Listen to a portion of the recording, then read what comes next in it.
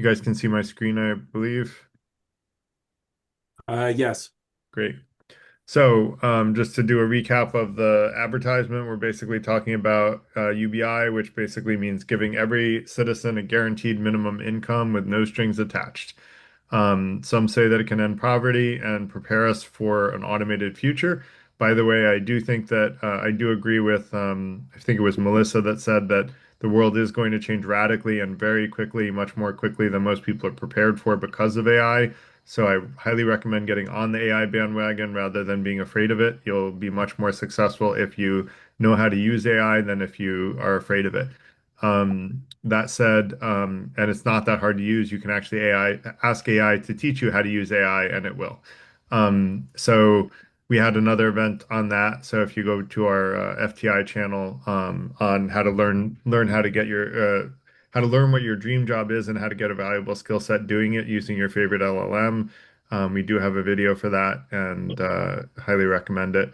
Um, and it'll teach you what AI is capable of if you're not already aware. So, others, in addition to some people saying that it prepares us for an automated future, UBI, others warn that it could discourage work and bankrupt governments. So, we're going to talk about some real world situations like Finland and Alaska. I hope those made it into the cut of the final deck. Hey, how are you? Um, say if you're not on mute, so I'm going to mute you. And then we're going to talk about whether or not UBI could replace or complement existing welfare programs. We're going to talk about the economic, ethical, and political arguments on both sides. And we're actually going to talk about an alternative to UBI proposed by a very famous conservative economist, whose book I read that I really liked. And that's where I learned about this concept that I'm going to be sharing with you guys tonight. Um, so whether you see it as a bold solution or a dangerous Yes. gamble, join us. We're gonna go into the pros and cons of UBI tonight. Um, Will, I'm gonna mute you because you have some background noise there. All right, so let's talk about what UBI is. First of all, it's universal, which means everybody gets it. Whether you're rich or poor, it doesn't matter. If you're a breathing human being of a certain, I think it's you have to be like an adult, but every adult of legal age is 18 years old will get universal basic income. It is basic. It's not meant to make anyone wealthy. It just covers essentials. It actually doesn't generally even cover essentials like food, rent, or bills, but it's meant to be used towards essentials like food, rent, or bills. It wouldn't be economically feasible to give a universal basic e income that was big enough to cover everybody's food, rent, or bills without employment.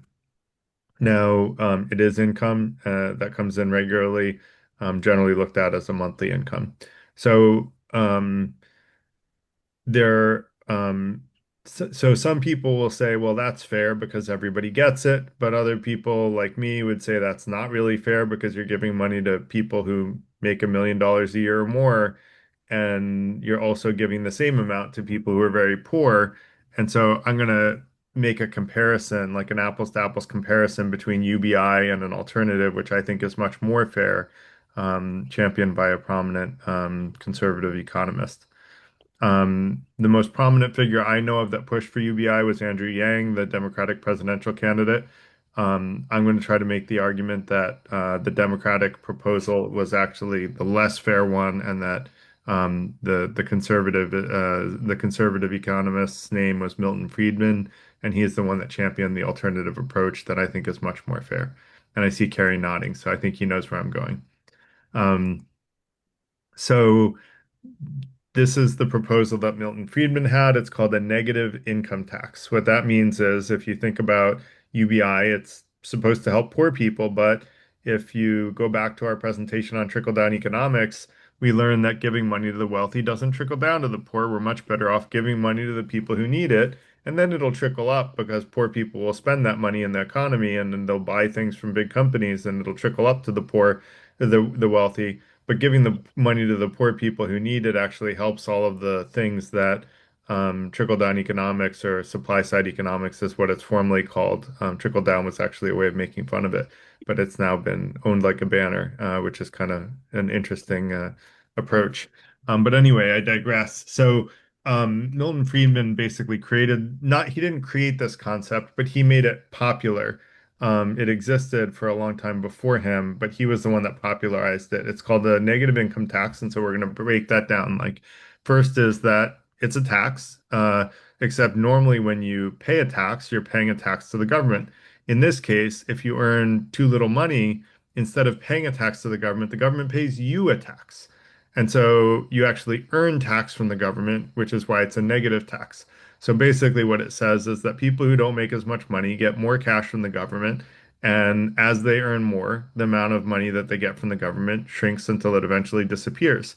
And I'll talk about the rate at which I think it makes sense to have it disappear. At what level do I think it should disappear? We don't have to argue about the mechanics of whether or not I chose the right level. Some people will say a different level. That's not the important part to me. The real important part to me is which one seems more fair. Is it negative income tax or universal basic income? And we'll get into a specific set of examples, different scenarios of different income levels of household, and talk about where each one falls in terms of those two options. So, um, I basically created a negative income tax that basically, first of all, will no longer give money to a household once it achieves what's called the living wage. I'll go into what a living wage is in the next slide. Second of all, it ensures that someone who makes more money before their netting their negative income tax will always make more money after the negative income tax. So that way there's no reason for someone to say, oh, I'm going to make less money, but my negative income tax is so much bigger that I'm going to make more money at the end of the day, which would be a bad incentive. So I made sure that I avoided that. And then it basically gives the majority of the benefit to the people who need it the most, because the people that I heard arguing for UBI said, well, we have to help the poor people, right? And I kind of agree with that. You know, if someone's making $10,000 a year in the US as a household, and, you know, even if it's a husband and wife alone, but let alone if they have two kids, how are they going to survive? Right? So I think those people need some assistance until they can get back on their feet. And I'm going to talk about how I think that can be done. So let's talk about a living wage. So a living wage says, and there's no official definition of what it means to be have a living wage, unlike the poverty line, which is defined by the government. A living wage basically says that you have enough income to cover basic needs without public assistance. So that means food, housing, utilities, transportation, healthcare, childcare, if applicable, and taxes, be able to pay your taxes and have some modest savings. So that's what a living wage means. It means you're not, it doesn't mean you're wealthy. It just means you can cover your basic needs without the need for the government to step in to prevent you from starving to death. Um, or having to beg on the street, right? People beg on the street before they starve to death. But anyway. So this is kind of the key slide for the evening. And so I'm gonna walk you through it. So first of all, on the left, we have the earned income. We have a household that makes no money at all. We have a household making $10,000. And let me just walk through the household making no money gets a universal. What I basically did is I took $1 trillion, which is a pretty large amount of money, and I divided that $1 trillion equally amongst all households in the US. That equals about $3,800 a year in universal basic income, or about, $300, a little over $300 a month. Now, after universal basic income, the person with $0 is just making $3,800. Now, with a negative income tax, that person would, if we took $1 trillion and we divided up amongst all the households and only gave money to people who were $50,000 is the cutoff for living wage by most standards that are commonly accepted. It's fuzzy, so don't worry about the exact number of $50,000. But just understand that somewhere around that area, between $25,000, I think, is poverty, and $50,000, closer to $50,000 is a living wage. And so basically I made the cutoff so there's no net income tax for someone at $50,000. And so most of the money goes to the people who are the poorest of the poor, which is kind of the opposite of the big ugly bill, where most of the money went to the people who are the wealthiest. So essentially, the earned income is at $0. You get $15,000 in net income benefit. It's not quite enough to get you to like above the poverty level, but it's a heck of a lot better than $3,800. Whereas if you look at the top income, people making over $1 million, they're getting the exact same amount of money as someone making $0, which feels very unfair to me. And, to say that, that person making $1 million has just $1 million instead of 1,003,846, it doesn't seem like much of a sacrifice to give up that 3,846 to get this person who's making zero money from $3,800 up to 15,000. And then you can see as the income goes up, the total income after negative income tax still goes up as you make more money. It just goes up, it goes up, the income goes up more if you're earning less money. And so there's a little bit of what I would call fairness, where the people who need the money the most are the ones that get the most money. Now, there's no negative incentive for work because every time you work, every dollar you make, you're earning more money. And so there's no negative incentive for saying that, someone should want to not work. No one's going to choose to not work to make $15,000 a year. And if you think that they would, then I would highly recommend you put all your assets into escrow. And I'm willing to bet you that if you live on $15,000 a year, you will change your mind. If you prove me wrong, and you can legitimately pass a lie detector test and say that you wanted to make $15,000 a year and you didn't feel poor, then I'll give you $1,000. No problem. Happy to bet on that. $15,000 is not a lot of money to live on. It's a little over $1,000 a month for rent, food, housing, transportation, everything. So, that said, I want to well, we'll come back to this slide if people have questions in the Q&A. We're almost done. Two more slides, I think, two or three. But so if we evaluate this in the FTI, we have something called net present positivity. So I mentioned that we have these six intentions of the FTI. One of them is that we should prevent significant unnecessary harm from happening to all people. And then two, these are in terms of the actions that we want to take. Two is, which doesn't really, I mean, I guess that does, it would be debatable whether or not this impacts that. But what I can say is that we want to increase the amount of happiness and decrease the amount of harm people suffer. Increase the amount of happiness people experience and decrease the amount of harm people suffer. And by happiness, I just mean help people achieve whatever their goals are, as long as they don't cause significant unnecessary harm. And so what we find when we look at the research on this topic of happiness is that more money after $100,000 USD a year has very little impact on people's happiness. You need a whole lot more money, way more than $3,000, to significantly impact someone's happiness. So for anyone making over $100,000 a year, the UBI is not changing their happiness. You're not increasing happiness. Whereas for that person at the very low end, more money drastically increases their happiness. And so you're seeing that in the FTI's analysis, by trying to increase happiness and decrease harm, you're both increasing the happiness and decreasing the harm of the people at the poor end of the spectrum who are getting that negative income tax. And so, and I put the study in the slide notes, and I'm happy to share the slide notes as always, for people that want the study that shows that it's funny that the way they wrote the study will make it seem like the happiness is linear. I just want to point this out because it's a misnomer. They graph the logarithm of the income, and so they say, oh, it's a linear relationship with increase in money, but they actually meant linear of the logarithm, which means that it's a logarithmic relationship. So they're kind of trying to trick people into thinking that more money is linearly related to happiness when it's not, which I think is a little dishonest, to be honest.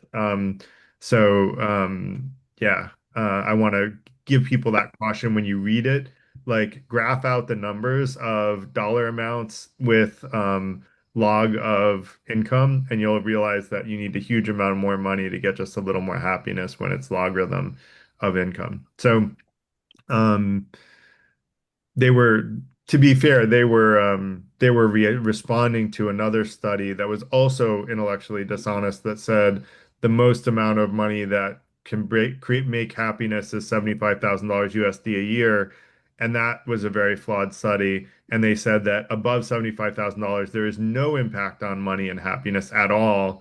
And that was a very flawed study. So it was a flawed study in response to a flawed, and not a flawed study, but a flawed analysis in response to a flawed study. So there's my critiques of the academics. So next, net income, or sorry, negative income tax would lift 10 million families. And the one that I proposed, right? I came up with this algorithm, and I have a mathematical formula for it.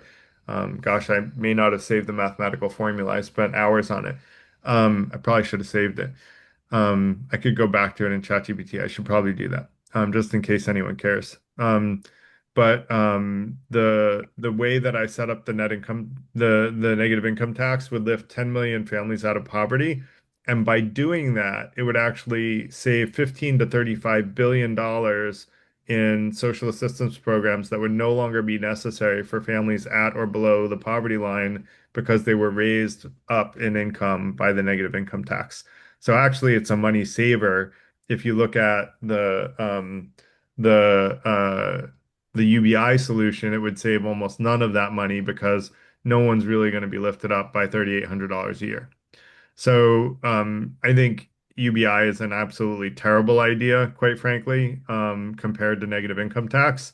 I think if you're going to spend that kind of money, the amount of money that would make UBI be impactful, it's absolutely what's called in the mathematical world, it's called monotonically better, meaning it's better in every way you look at it to do a negative income tax.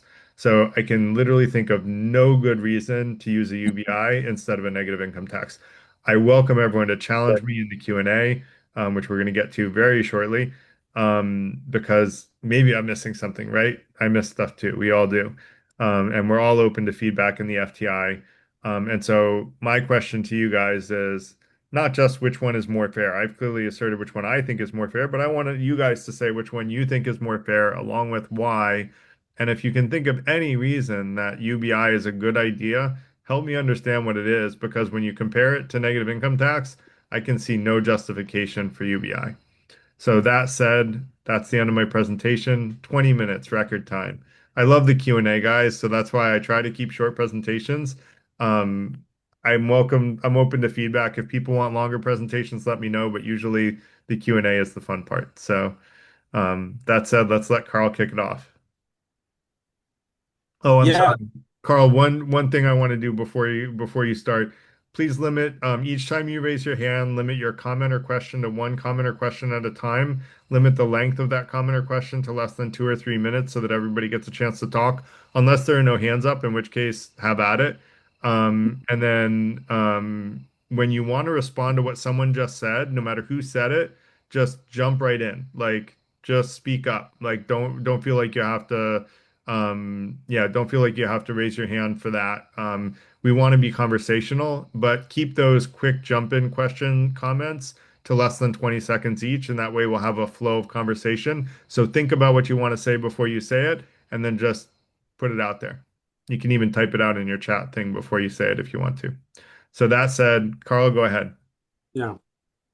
Um, yeah, I'm also I started to become a fan of negative income tax a while back as well. So, but the more I think about it, is there a difference between negative income tax and what we have right now? In the sense that Yeah. if you only have a certain amount of income, right? Let's say you're below the poverty line, you are eligible for food stamps, for, Medicaid.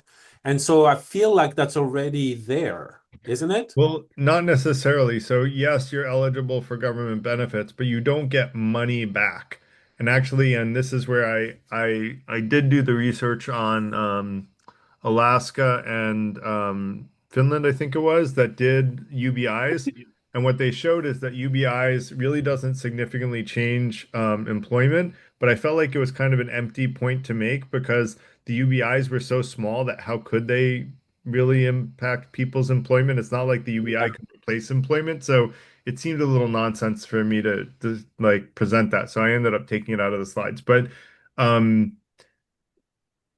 but yeah, you do get Uh, government benefits, but you don't get paid by the government. You don't get cash that you can use towards investing in yourself and your education if you want to, or in getting a degree if you want to, or getting childcare if you want.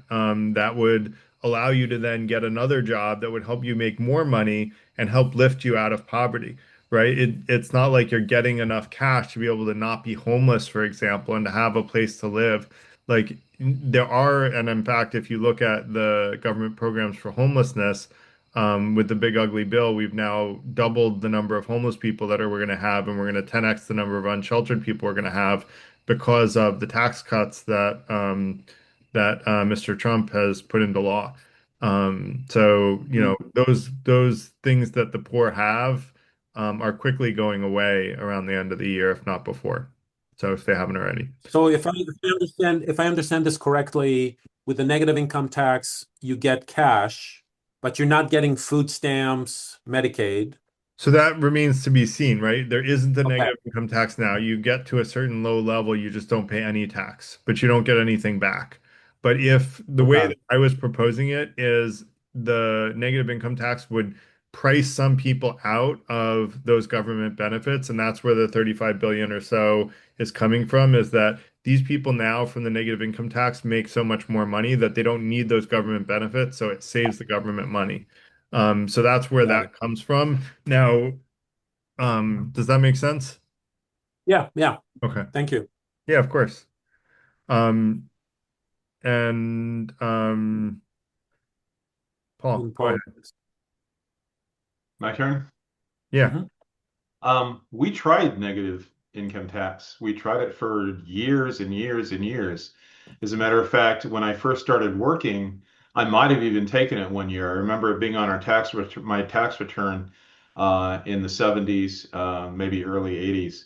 And I did a quick check to see what the results were, and the results were less employment and a drop in productivity. And I think the post-mortem was that there was no clear gains in anything that was observed.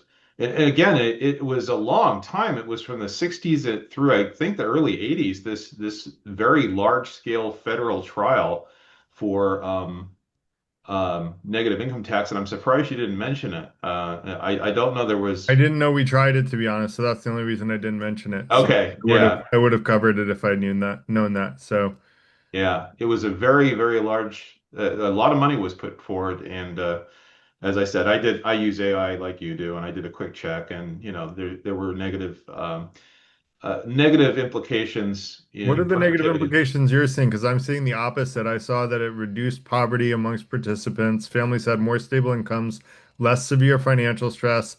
The only reduction in work hours was 1 to 2 fewer hours a week, 2 fewer weeks per year of men working. Married women reduced hours more than men, but often it was to spend more time with children to pursue education, which I think is a good long-term thing to focus on. Single mothers, some reduced work to focus on childcare, but you know, I would love to see your sources for that. This was a failed experiment. It seems like a successful one to me. Well, I would presume that if it was success, well, 1982 was Reagan, so maybe it was cut for that. Yeah, no, Reagan was not making sense. Like we saw trickle down Okay. economics and it destroyed the country in comparison to our OECD brethren. So The big complaint about both of these programs is it's a disincentive for work. And the negative income tax experiment and the work hours were reduced 9% for husbands, 20% for wives, 15% reduction for female household heads of household where with can you show your source for that? Because I'm seeing something very different. I see men worked 1 to 2 fewer weeks per year. That's well, I mean 5%. that might be 9%. I don't know if you're No, talking about that's the five low end percent of the because there's scale. 50 weeks in a year. So Well, I no, guess but if it was you're 2 weeks. presuming full employment. This was only for low income people, so Oh, that's true. I Well, wouldn't at low all income presume. people are usually working 2 or 3 jobs, like more than 40 hours a week. At least all the people that I know that are poor are working more than 40 hours a week. And I deal with insurance stuff that puts me into knowing about this stuff. And I'll tell you, like I have a lot of people that I'm trying to get insurance for that are working 20 hours a week as the second job on top of a 40-hour week job. Okay. You wanted the source, so I'll go ahead and Yeah, put it in the chat if you could. go at my source. Thank you. Or And yeah, then we no. have a lot of hands up, so I do want to keep going through unless people have other questions about that. And I do want to come back to it, Paul. Um,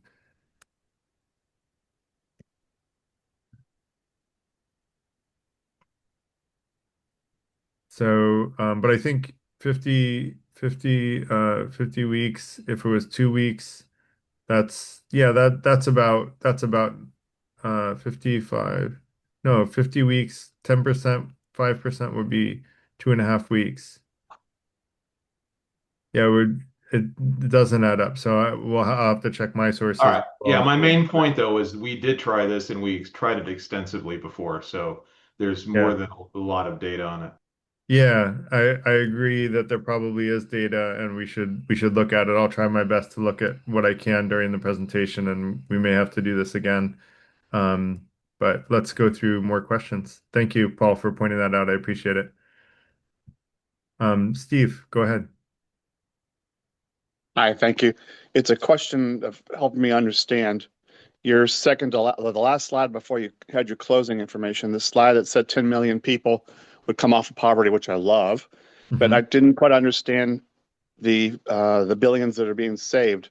So you're saying we're going to Oh, spend a trillion to take them out of poverty, but we're going to still gain a few billion? right. Like I Okay, forget the exact number. That's pretty much it. And the reason is because those people between 15 and 35 billion in savings, and it's because by giving people who need money more money, they no longer need the social services that they're on today. okay. So they wouldn't need, a welfare or they wouldn't need SNAP or those types of things. So our welfare things add up to a trillion? No, Our no, current? the welfare we're reducing by 15 to 35 billion. The $1 trillion was what was getting put into the negative income tax or the UBI. Ah, okay. Thank you. Yep, no problem. Safe. Hi, Garrett. Thanks for the presentation. You're welcome. Um, Thanks. I like the motivation that you have, but I'm worried about some of the consequences that you're not figuring. Okay, so in particular, suppose you're just under the poverty line and you're getting Medicaid. Now you get some money. You're dismissing it as, oh, well, now you're getting enough money that you could, get that benefit. But in reality, you cannot buy some of these benefits, right? I know this personally because I've known people who have purposefully quit work because you could make $25,000, spend $21,000 on healthcare, or you could make 5,000 less and get healthcare for free, right? So I think that this would be pretty negative for that area just around the poverty line where you either get or not get big benefits. So that's one thing that I don't think that you're putting enough stress on. The other is the picking winners and losers, right? Once you put it at the mercy of the tax system, you end up creating a system where But people can Saif, I'm game. gonna I'm gonna stop you Yeah, just for a second. We want to do one comment or question at a time, and that way we can get through all the hands. Raise your hand again sure, if go you want on. to hear your second one. But I want to address your first one. I made it a simple cutoff. It's not a simple cutoff, and you're pointing out the nuance of that. So if, for example, there was but there are ways to account for what you're saying, which is like what is the benefit of having Medicaid and what is the cost of getting some similar type of coverage in the market, and then you would just have a steeper curve for working up towards that amount of money So what you're pointing out is kind of that there's a specific point at which there would be an economic benefit to working a little less. But actually, if you do this right, there would be no such point because you would be doing the math such that the curve steepness is actually adjusted because of benefits like that. And also the other thing to mention is that I think usually the way that negative income tax works is that you take it, I think you take it instead of all benefits, but I think the curve, that's how it's historically worked, but um, the the curve steepness is what I would argue is the way to deal with the nuance that you're mentioning. Does that make sense, Saif? Did we lose him? All right, I guess we lost him. No, yes, that Okay. makes sense. Sorry, I was on Okay. mute. Okay, no Thank you. problem. Sorry, there's a fair number of people. So we're at 38. So Garrett Wilson. Uh, Great first name there, Garrett. well, thank you. Uh, my question is, I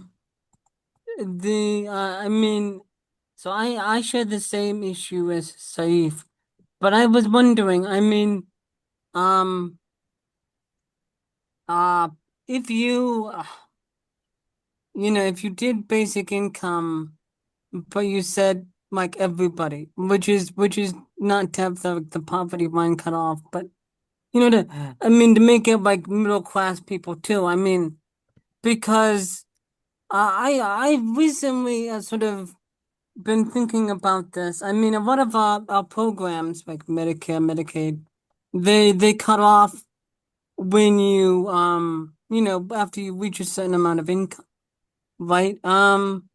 But say, I mean, and I'm not like advocating for this. This is just an idea. But in like social democratic countries like Sweden, Norway, right, everybody gets a certain amount of benefit, like the income. I mean, I guess if you make over like $100,000, maybe not, but vast majority of Danes anyway. Um, and I recognize that, if you extend this and you say, well, everybody gets maybe not 3,000, but like $500 a month. But which is a small amount, but it's probably better than nothing. Then and you say, well, we can have people middle income earners get this as well. What would you say to that? Well, in the negative income tax, you do have middle income people, someone making $45,000 a year still gets a negative income tax.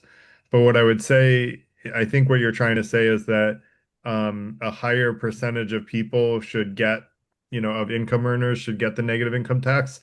That's to me not the interesting part. There is some inflection point at which what matters to me is that there's some inflection point at which it doesn't make sense to give UBI to someone because they have so much wealth that giving them that money adds no value to their life whatsoever. It literally doesn't even make them a pinch happier. And yet, by taking that money away from someone at the poorest end of the spectrum, you're significantly reducing their happiness and increasing the harm that they experience by not giving that money to them. So actually, the if you're trying to increase happiness and decrease harm, which I would argue is an objectively good thing to do for any reasonable person, would agree, I think, that more happiness and less harm is good. If that's your goal, the negative income tax does a way better job of that than the UBI. Yeah, I mean, you may be right. I mean, I need to go back and listen. I wasn't here for most of it. I just worry about like the politics of this. Well, I would worry less But about the that's another politics and more about question. what's fair, right? Because we're not Congress here making a decision for the world, or for the country. We're here to decide what we think is fair ourselves and to share with each other what we think is fair. And so you should decide what you believe is true based on your judgment and your critical thinking. Okay, thank you. That's Welcome. I have another question, but I'll ask. Yeah, just uh, raise you your know. hand again because we have a bunch of hands up. Fei Wu, ni hao.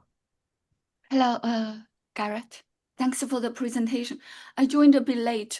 I was curious, what's the assumption behind this proposal?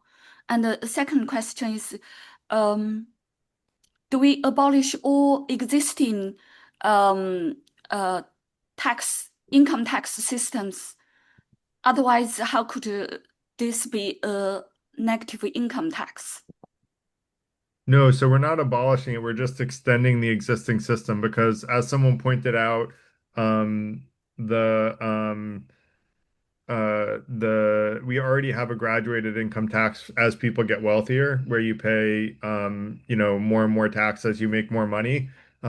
Although that kind of gets, because of deductions, it gets a little bit invert inverted because if you make enough money, there are tax tricks you can do to pay no tax. I think Elon Musk's tax rate is 2%. If it doesn't make you upset that the wealthiest man in the world is paying a lower tax rate than everyone here probably, that upsets me. Like that doesn't seem fair at all. Um, so we don't have to abolish the tax code. We just have to extend it. And apparently they did do this in the 60s and 70s.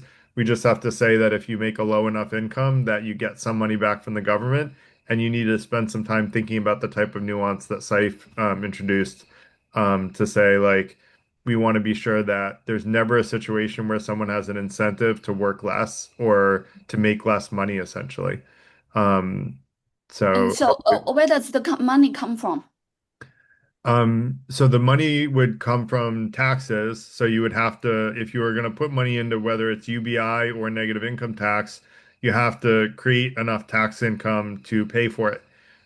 So we would have Okay, to, so yeah, basically more regulations and bigger state, and no, so the no, state keeps no, expanding and the nope, individuals keep nope, shrinking. nope, nope. We're going to stop you there. It's not about more Of state. course, No. there will be people Why who do you will, think that, Fei Wu? of course, so What's the it's regulation? expanding the state power because they will have to determine, so they need to set up all kinds of bureaucracies to determine, um, uh, They already have as that. you said, who's in need, etc., etc. There will be They already so have many that. nuances. They already have that. It's already there. Yeah, but what we need is to shrink the government, not expand it. Well, this neither one of these solutions shrinks or expands the government. Well, it definitely expands because you just said more taxes to pay for this. That That doesn't means mean the more that doesn't mean more regulations government. to How are you? stifle individuals and the Good to go. businesses. Ooh, Chick-fil-A. So, Jan, thank you. So you should go back to the event we did. I think it was last week. I Maybe didn't two attend weeks. it. Yeah, it may have been 2 weeks ago about trickle-down economics or supply-side economics. It doesn't achieve any of the things you're talking about. I think you're of the opinion that supply-side economics actually helps the economy. It doesn't. It doesn't help in any of the areas that it's supposed to help with. So I really would Well, recommend you yeah, go there are back to all that kinds of event. economic theories, but No, most economists don't even agree with each other. this is a studied thing. There's good peer-reviewed research on this. So I would encourage you to go back and read that. I will not. Okay, But that's thank you. fine. And Yep. but I don't think expanding government is the solution, We're not unless expanding I government in either I think solution. the So U.S. civil war will be inevitable unless the government gives power back to the people, not take more power away from the people. well, I agree And with you that the to give government should power give back to the more. people, the most uh, logical solution will be direct democracy. And people like you can implement your ideas locally, but people who want less government can also implement their ideas locally. People And that's fairness. people who Fairness want is not people who about want no government imposing can some rules and regulations upon everyone, regardless whether they want Oh, or not. please stop. Slow down. You're too fast. people who want no government can go to a place with no government, Feiwu, and people who want autocracy can go to China and see what that looks like. There are lots of different places that we can go in this world for the types of lifestyle that we want to live. But America has so far been a place of low regulation and a place that cared about fairness. Right now, we are not a place that is caring about fairness. What I talked about tonight is two scenarios, both of which are going to cost the same amount of money, neither of which expands government bureaucracy in any meaningful way compared to what the level of bureaucracy we have today. But you're Yes, I welcome. agree. There is no fairness in America today. You're 100 years welcome to ago, disagree. there was no individual income taxes. And Yes. people had a lot more freedom back then. And now the taxes keep rising and individuals' freedom and opportunities keep shrinking. If you would like to go to a place with no taxes, it exists. It's conservative utopia, and I can tell you where it is, and I highly encourage you to go there. I don't need you to tell me because Well, I'm where going is to it? reform governance by Where is implementing where is direct conservative democracy utopia? in the UK and the USA and beyond. No, where is conservative utopia? Switzerland and Nope. Singapore are the Nope. They two have best government, they have government, they have governance laws. models in the world, in the No, West and the East, they have government, they have laws, they respectively. have Yeah, regulations. but their governments are much smaller, and the individuals have more freedom, But then and you're and saying, also and individuals pay a lot less taxes well, to the government we're for much digressing. much better Fei Wu, we're higher talking about standard of Fei Wu, public Fei Wu. services. Beiwu, you're talking about something that's not tonight's topic. So we're getting very off track here. So if you want to learn about what we presented on Yeah, the but you got off the track. You told me to go elsewhere. well, You asked me where only because represents only because you more got or off less track in the first ideal. place. You got off track in the first place, and I responded to you how you can go to a place with no regulations and no taxes. If Hey, you want a Garrett, place where with is no, that place? Where it's is it? actually called Somalia, Okay. conservative paradise. You need some like Ben, go ahead. So I think as a point of fact, we do have a fairly weak form of negative income tax now, in the sense that you can get a refund that's larger than your tax owed under That's not certain a negative circumstances. income tax. That's a refund of money that you've already paid the government. You're just getting it back. No, you can get a refund that is larger than the tax owed. No, Um, what I'm saying is the only way you get a refund is that you already paid that money to the government. It was withheld by your employer for the government. So you're mm, not getting money, you're not getting paid money from the government. You're getting the money that you earned back to you because it was held for the government and you're getting some of it back. But we don't have any type of negative income tax today. Actually, right. Garrett, So can I I agree with finish Ben. my I've been in sentence? that same situation myself where Can I all finish what I was saying? Sure, go ahead. Um, So what I'm saying is not what you're saying. You can get more money than you paid the government in taxes. You can get it back through the earned income tax credit and the child tax credit. It's That's mainly available to people who have kids. It's a very Uh, weak version then. I'll grant you that. A very weak version. um, so now I've kind of forgotten. Oh, but so my main objection, I think, to this is that it seems to me we should just spend any money that we would spend on a negative income tax on bolstering the social safety net, especially Medicaid. And that would prevent people from, say, spending this money on drugs, for example. Um, so I don't quite understand why we would just Hmm. give people cash rather than give public libraries, public education, and a Medicaid program that cash.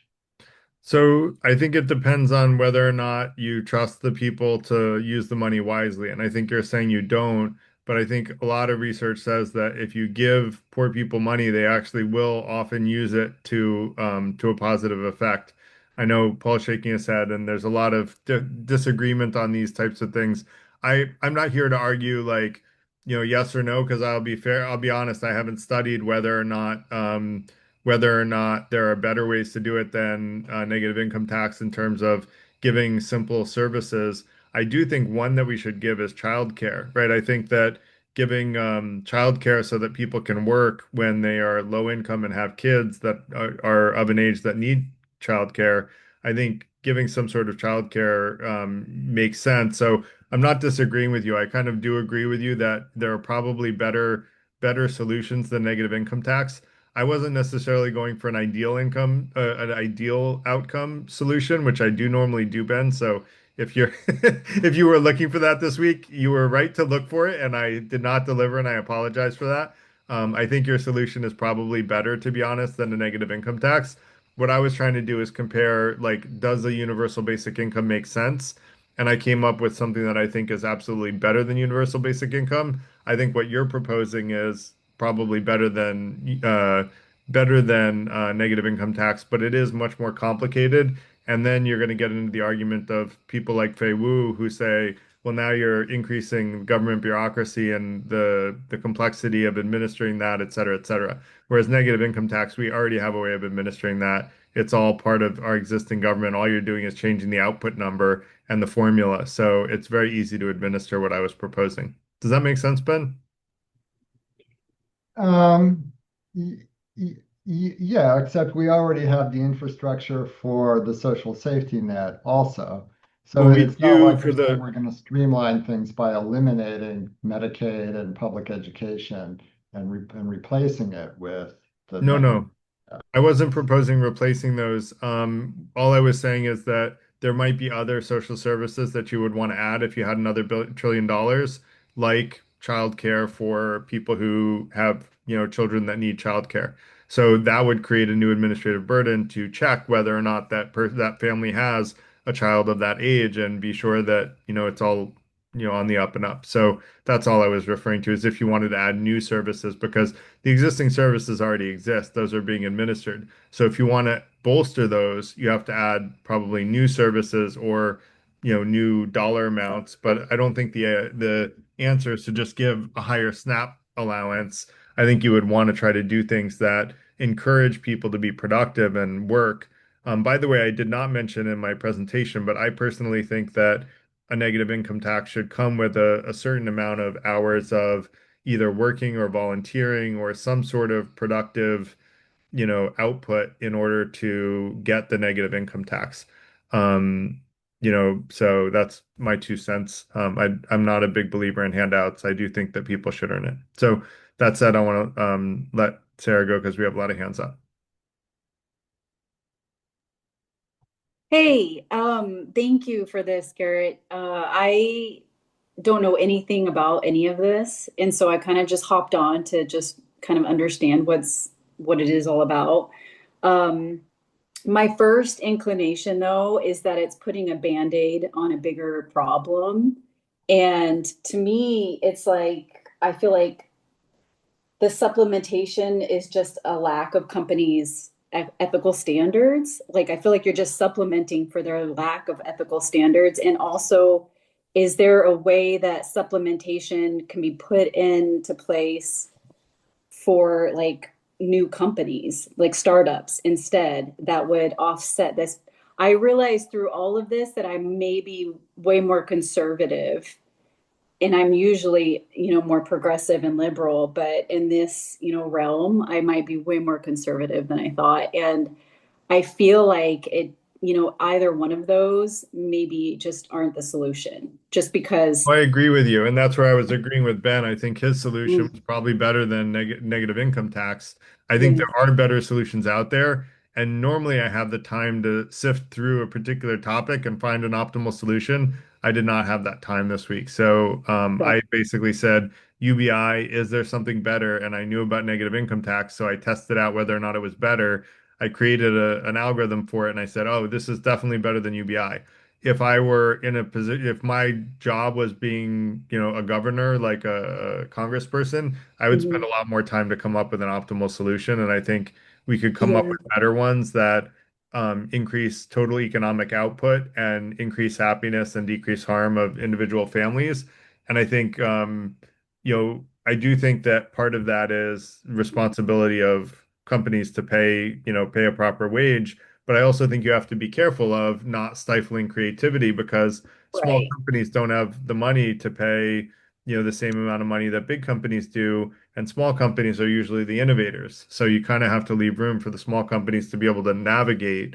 So that it's complicated, and that's where like Yeah. I don't think we would have gotten any consensus on an optimal solution. So I just tried to do better, bad and better. So Well, thank you. Yeah, yeah. it I'm definitely happy to cleared talk up. about optimal here. Sorry, I didn't mean to talk over you. No, it definitely cleared up like what it is. And for me, yeah, I just see avenues like you're saying, small businesses. I get that. To me, it's like, okay, is there a way to just supplement small businesses, Right. and kind of create more standards that force, bigger companies to be more ethical. And that way you're not, because I get, you don't want to go full black and white on it, but I understand, some people worrying that it's taking away freedom and democracy, and then you get into that like line where you're just like, okay, well, how do we create something that's, I guess, still somewhat capitalistic, and Right. has the free market, but also, yeah. Anyways, I just thank you for all of it, because I really didn't understand it, but yeah, it's good. Yeah. Thank you. Thanks for the question. Safe. What was your second one? All right. Hey, Garrett. Thanks Hey. for the time. What makes you think that this won't create winners and losers once bureaucrats are in charge of what counts as income and what doesn't count as income? I'll give you some. In fact, I like the universal because it's actually universal and no one gets to decide, right? As opposed to something based on the tax system where you can say, oh, but passive income doesn't count, right? Or it doesn't count if your depreciation wipes out your income, or this doesn't count, but this does count, right? So how do you know it won't be weaponized by whoever is in power? What do you mean by weaponized? I'll give you a good example, right? Um, uh, someone can say, well, if you get handed stock options, that counts as income. Or if you get a scholarship for an educational institution, that counts as income. By the way, that happens right now, right? Mhm. That counts as earned income, therefore you don't qualify, right? These are all essentially weaponizations, right? They're essentially Well, picking winners and why losers. do you think it's a weaponization rather than creating incentives for the things that government thinks should be preferable by society? Because whoever is in charge gets to decide whether it's incentive or not. I mean, here's a perfect example. The wealth tax often talks about stocks, options. It'll never talk about ownership in medical practices or ownership in law firms or things that aren't public equity, right? That's a form of picking winners and losers, right? Um, wouldn't you say? Someone has drawn an arbitrary line of what constitutes wealth and what doesn't constitute wealth. Um, I agree with you that there are ways of looking at wealth that are arbitrarily drawn. I don't agree that it has to be that way. I agree with you that there are winners and losers. I think that any solution is going to have winners and losers. We have winners and losers today. What I would argue is we need people writing the laws that are smarter than the people trying to circumvent the laws. And if we had that, I would say we could actually have a more objective standard that doesn't allow people to skirt the intent of the law with the letter of the law. And so I think what we need to be doing is focusing on having people like you and I being the ones, writing the law. And I know Sykes is a very smart person because we went to college together. And so that's why I'm saying you and I. And so I would like people like us writing the laws and trying to prevent people from having loopholes like what you're describing. But I think we should choose winners and losers, quote unquote, in that we should try to incentivize the things that are maximizing the happiness and minimizing the harm of everybody in society.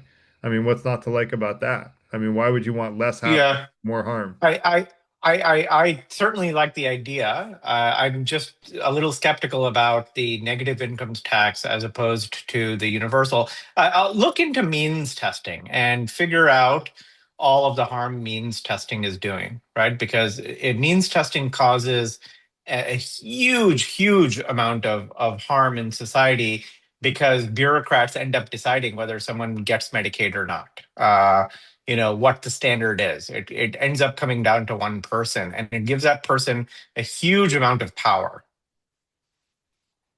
And I just did a poll to see where people are on this one.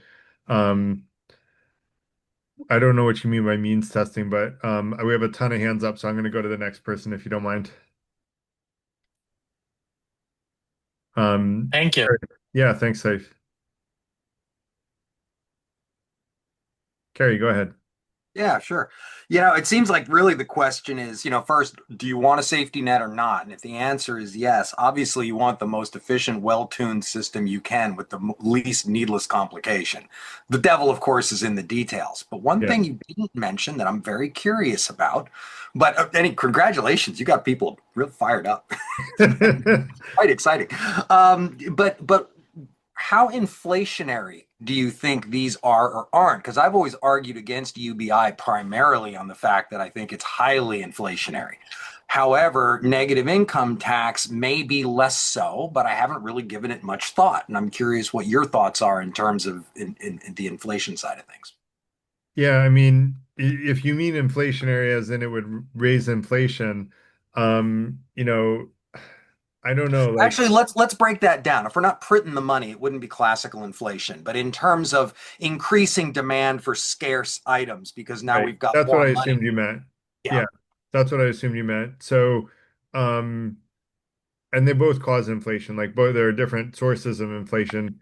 I think it would create more demand for things that are in the inflationary basket, but I would argue it would lessen demand as well because people aren't going most people aren't going to be, you know, I guess people will spend more money on goods and services, but I don't see it as being like a big inflation increaser, because it's not increasing the money supply. If you look at the things that are increasing inflation, we've tripled the money supply since 2008. That's creating inflation. Like if you want to look at the main cause of inflation, it's all these bureaucrats that are printing out dollars, right? And they're not printing them, they're doing similar. They're putting more money into the economy, so they're sort of doing it. And and we had a whole nother event on that, so I won't cover it. We have a ton of hands up, so I want to go to Carl. Thanks for the question, Carrie. Good one. Yeah, thanks, Garrett. You kind of answered my question a little bit about your comment on Musk made me realize that a lot of businessmen sometimes give themselves a low salary so they don't have to pay much taxes. That puts them on the lower bracket. So I mean, you said it won't change It's anything. worse.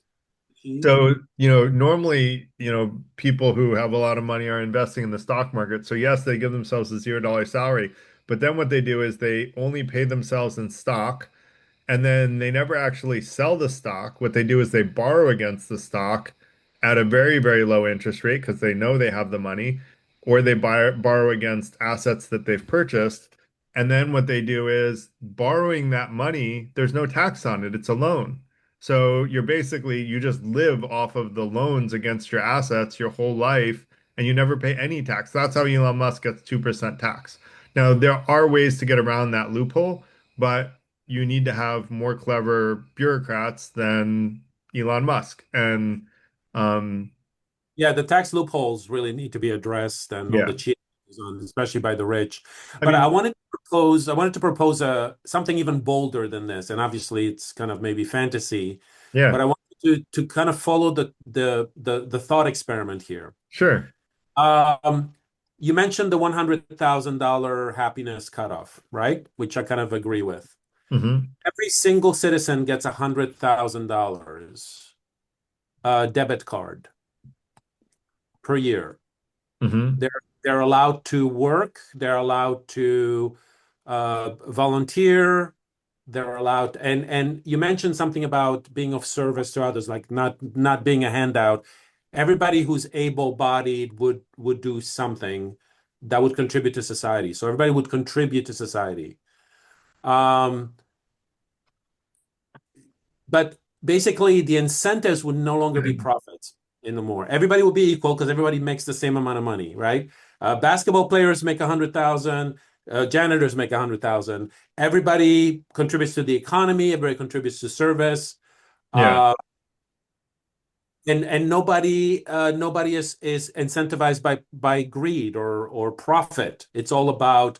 But see, profit doesn't necessarily equal greed, Carl, and that's where I hear what you're saying. It's really you're coming from the same place that communism comes from, which is a place that I would say is a good-hearted place in terms of the people advocating for it, but it's a very impractical solution because what ends up happening then is the people who everybody has an equal amount of means, right, and an equal amount of wealth.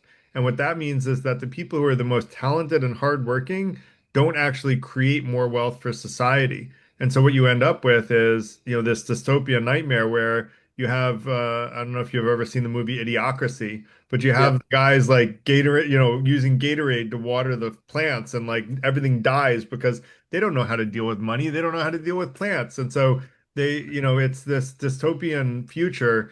Now that said, I've critiqued you, Carl, but I'm going to bolster you up here.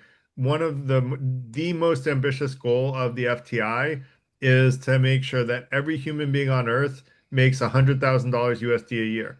So I do think that's a good goal. I don't think it's going to happen in my lifetime, although with AI, who knows? But I do think that it's possible 50 years from now. I think it's very possible. And I want to start the snowball rolling so that that does end up happening. Which actually I never am good about sharing my more information about the FTI, but for people that want to learn more about us, I'm going to share a little more information about us in the chat and Yeah. just say that that's our goal. But you can still have trillionaires, Carl, and still accomplish that. And I think it would be more fair of a world. So in response to that, the trillionaires, Mhm. what would be the purpose of that?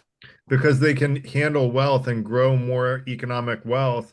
And what that'll do is it'll make the average person get to $100,000 USD a year much faster. And what that'll do is it'll actually get the average person to or the minimum person to $200,000 eventually. Because those really successful, hardworking people are gonna like create so much economic wealth that it's gonna literally like create an economy that It sounds like benefits Reagan everybody. and trickle down economics. Well, it's You not talk trickle down about. because it's through generous capitalism, right? And that's the mechanism for me is Yeah. that generous capitalism. Now, generous capitalism beats greedy capitalism every day since Sunday. And so Yeah. we just need to get more people doing it. Once we get more people doing it, then we're going to create much more socioeconomic equality and fairness, but we'll still have winners and losers. I don't think there's anything wrong with winners and losers. We just don't want anyone to be like abjectly poor in Yeah, that's poverty. exactly. I mean, you kind of hit the nail on the head here with it because it's the psychological aspect of somebody who's a trillionaire who sees everybody else who's poor as below them Correct. and undeserving of it. In other And words, there should be no the such poverty feeling. that's Yeah, going on because of that, because the mentality of never having enough. And Elon Musk is a perfect example of this. I mean, I was a big fan of his because of all this, his brilliance, his genius about electricity and electric all the car. Yeah. brilliant ideas. But he's gotten, I think, like the more he's gotten rich and stuff, he's gotten more and more and more to the extreme right and cheating on his taxes and not giving to the poor or you know what I Yeah. mean? I All think right. So I'm a Lord of the Rings fan. So I'm going to give a Lord of the Rings analogy here. okay. Money is like the ring, right? And the more money Yes. you get, the more power it has over you. And Yes. the more you need to be able to resist that power and say, you know what, I'm going to keep my heart in a good place. So that's where I give kudos to someone like Warren Buffett for having a really good heart and encouraging other very wealthy people to give their money to charity in their lifetimes instead of creating dynastic wealth.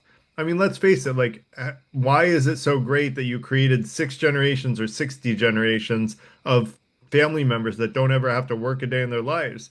I would argue I'm doing a disservice to those people, right? They should learn how to feel proud of themselves for adding value to society, not just float on their great grandpa's footsteps, right? Like, so I think that he has the right answer, and we have a bunch of hands up, so I want to keep going. That's a really great analogy, Garrett. Yeah, the one Thank with the you. ring.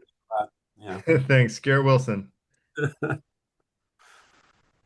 Yes, I mean, well, I have uh I guess I just comment on the conversation you were having with Carl? Yeah, go ahead. That would be, I mean, So I worry, I mean, I get what you're saying with sort of like, if you uh just have everybody, you increase people's value. I mean, it won't matter if we have trillionaires. But I realized we're moving in that direction anyway. We're What I not worry moving that about direction. is Yeah. that, um, like, um, there's two problems. The first problem is it leads to really high income inequality. So yes, everybody could be theoretically fine, right? But if your income inequality is still like, pretty big, that can still lead to societal problems. But help me understand that, Garrett, because let's suppose that we lived in this world, fast forward 100 years, let's say, conservatively, we should be able to accomplish it by then. And every human being on Earth makes the modern USD equivalent of $100,000 in a mid-sized town in the US. Well, theoretically, more money is not going to make any of those people happier, according to scientific research that we have today. So Yeah. theoretically, at that point, socioeconomic disparity is not a problem. Like we've eliminated the problem of socioeconomic disparity entirely. I would argue the only reason that there's a problem with socioeconomic disparity is that there are people wanting for like money in order to be happy and people for whom harm is occurring, meaning they can't service, get medical help for a medical problem that they have because they just don't have enough money. And they were told they're not wealthy enough to become well again. And so they die, right? Some of them die and they die because they just didn't have enough money. Now, they may get treatment at the very last minute for their situation, but sometimes they won't, right? Like, I know people that have gone bankrupt and then died of cancer because they just didn't have enough money for all the treatment they needed. Does that make sense, Garrett? Yeah, I get, I mean, I think it would improve, the average life of the individual. I mean, we'd all basically be the Netherlands, which actually is one of the highest Gini coefficients in the world.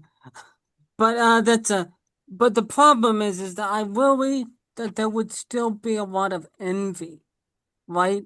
So I mean, that's a and that, psychological thing. I do think there would probably still be envy, right? But I would argue if we start to realize that, more money doesn't make us happier, I think there's a lot less showing off that needs to be there. When we start to realize we don't have to keep up with the Joneses, then, there are people that are millionaires making over $1 million a year but live practically paycheck to paycheck just because they need to keep up with the Joneses about the other people that have three Hamptons oh houses. yeah, I'm joking, but like, undoubtedly.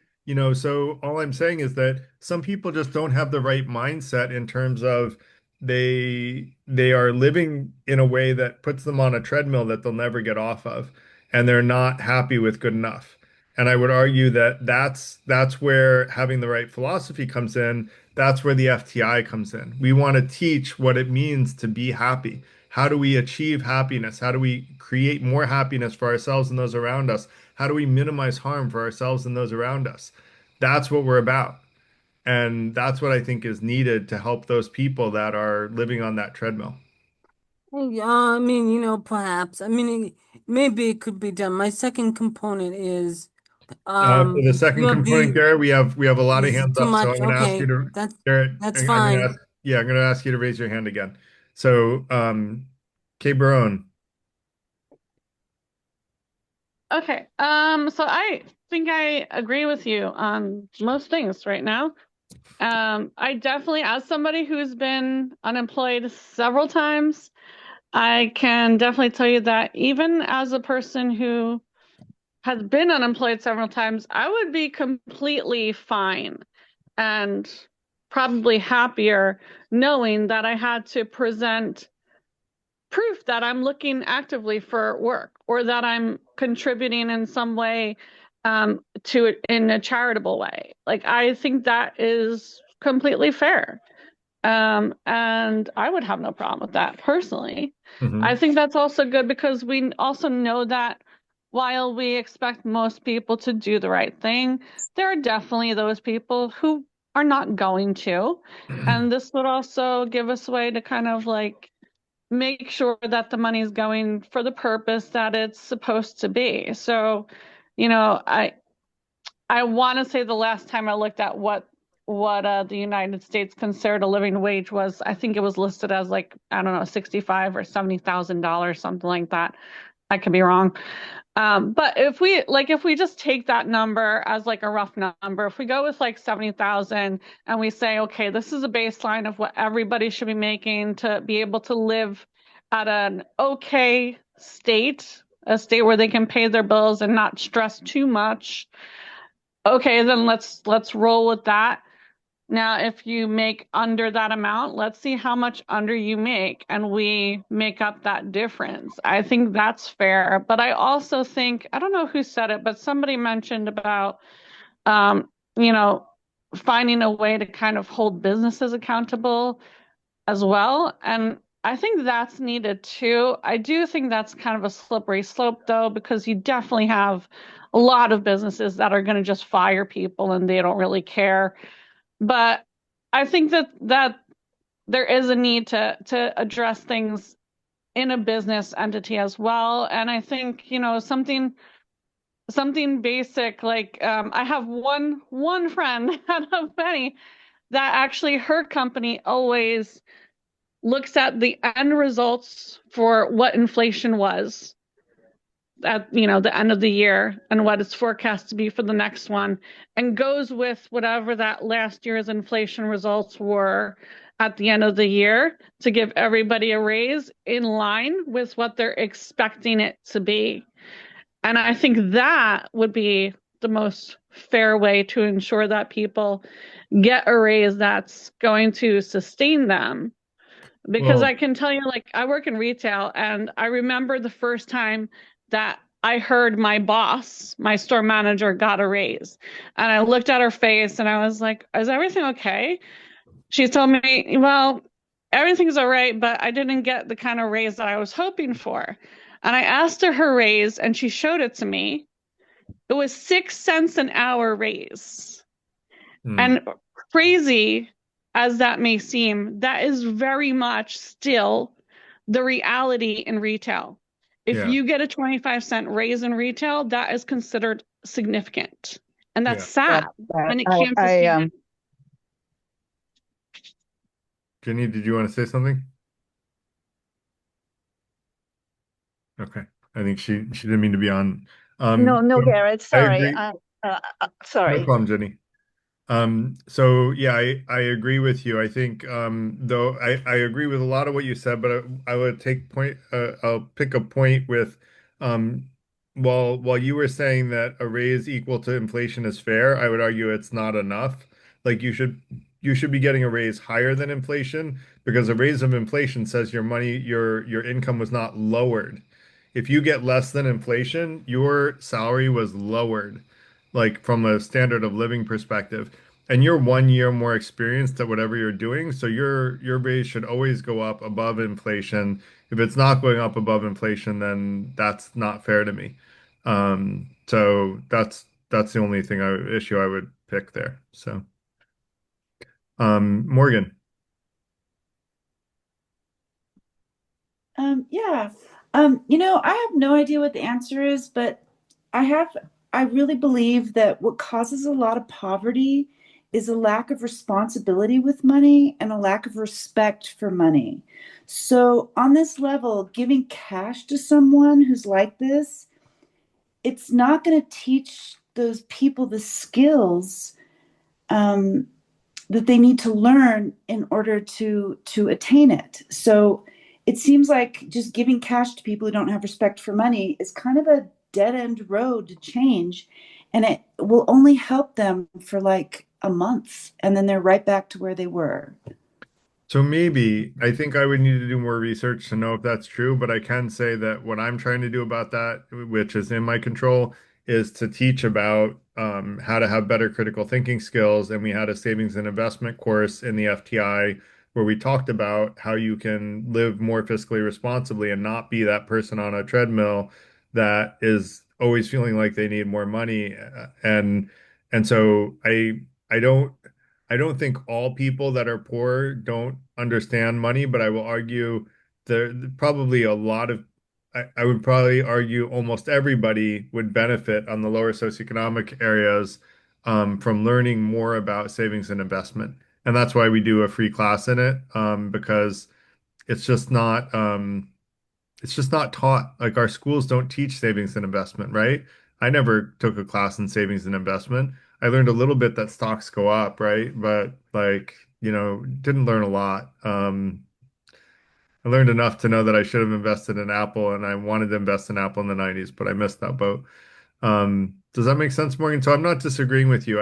I think that UBI has the same problem as negative income tax, and that's where I kind of fall into the third option of the poll, where I think other options would probably be better. I would love to see the government put out meaningful training on how to be economically responsible, but I just don't trust the government to do that because I've been to government trainings and they were even worse than the corporate trainings that I thought were terrible. So, yeah, So I do don't. you think, Garrett, to like challenge that is to start teaching in schools people to be Yeah. responsible and respect money? I absolutely 110% think so, Morgan. But because I can't change the schools, I'm trying to get the FTI to do the same thing.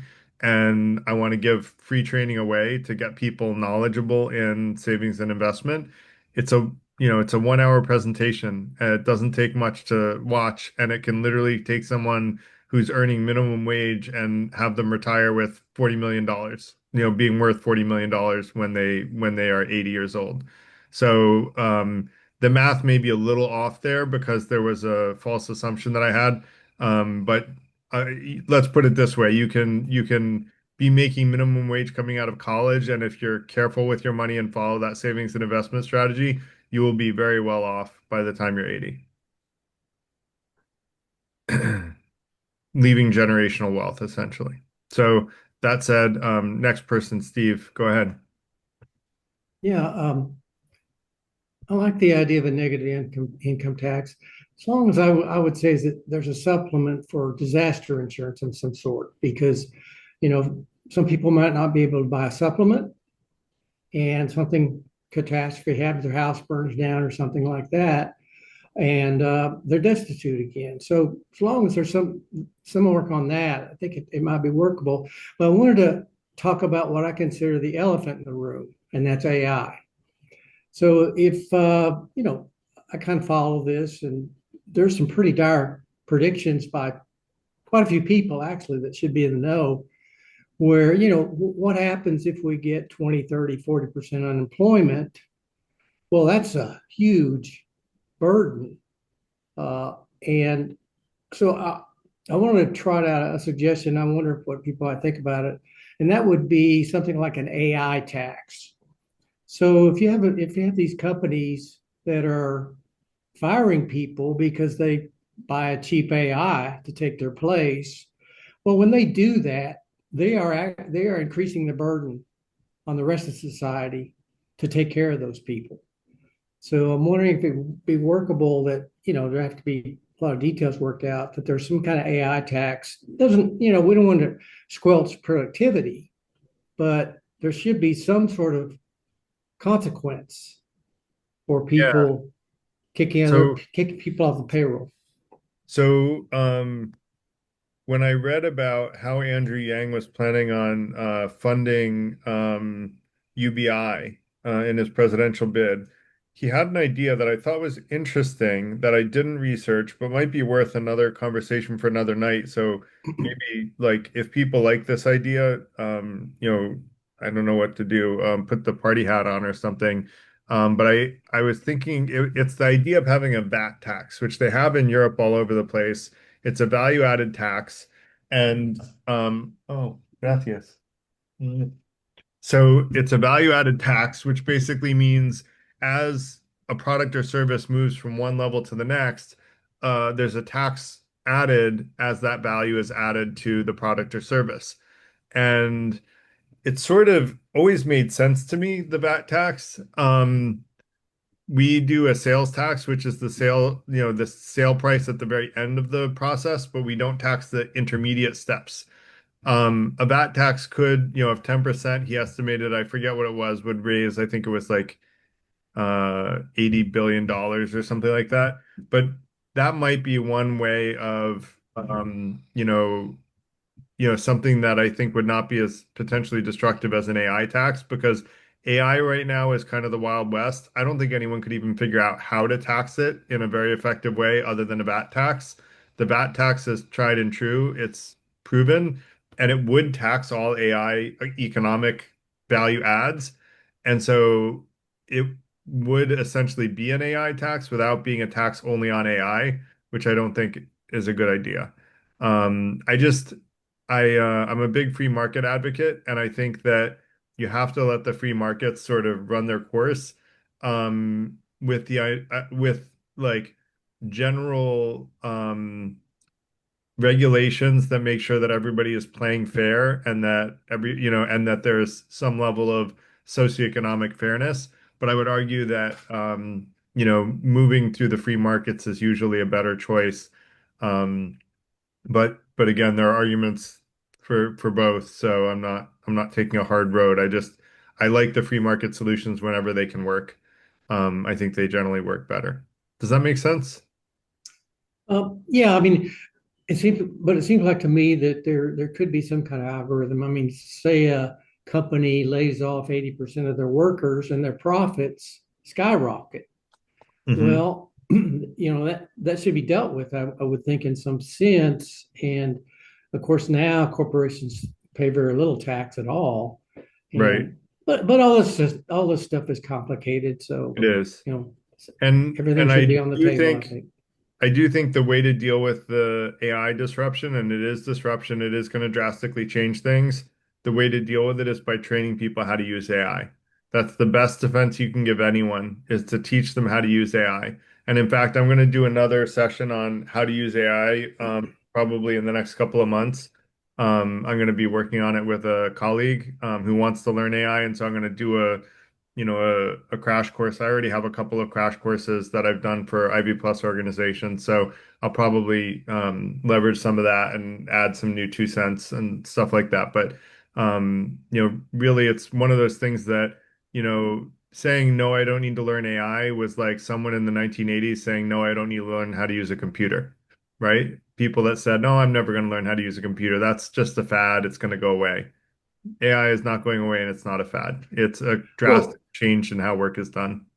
Yeah, I agree. I think everybody should get used to it. But to me, that's a fairly narrow segment of society that's going to be able to do that in the first place. No, I disagree. Everybody can learn how to use AI. Well, I know, but I'm talking about making money with it. Oh, no. I think everybody can learn how to make money like more effectively with AI. You can use AI to do almost anything and to get better at almost anything. It's Yeah. Well, if you're a clerk or a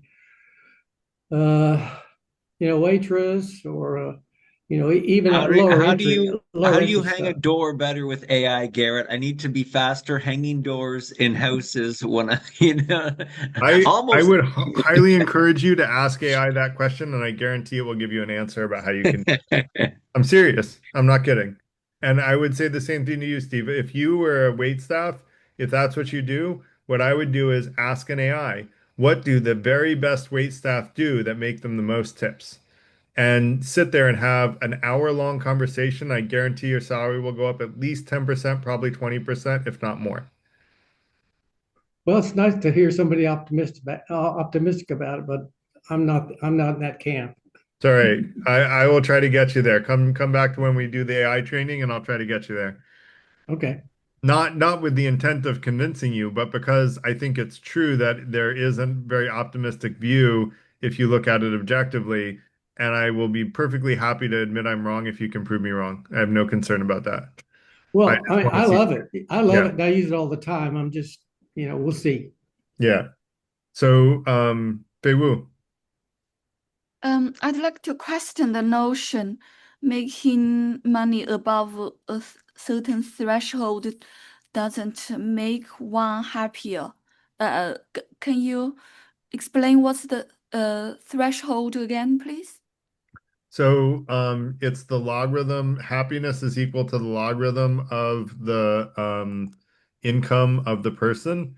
And I'm going to put the study in for you to look at, because this is peer-reviewed research, and this is the this is the study that says that has the highest impact of making more money.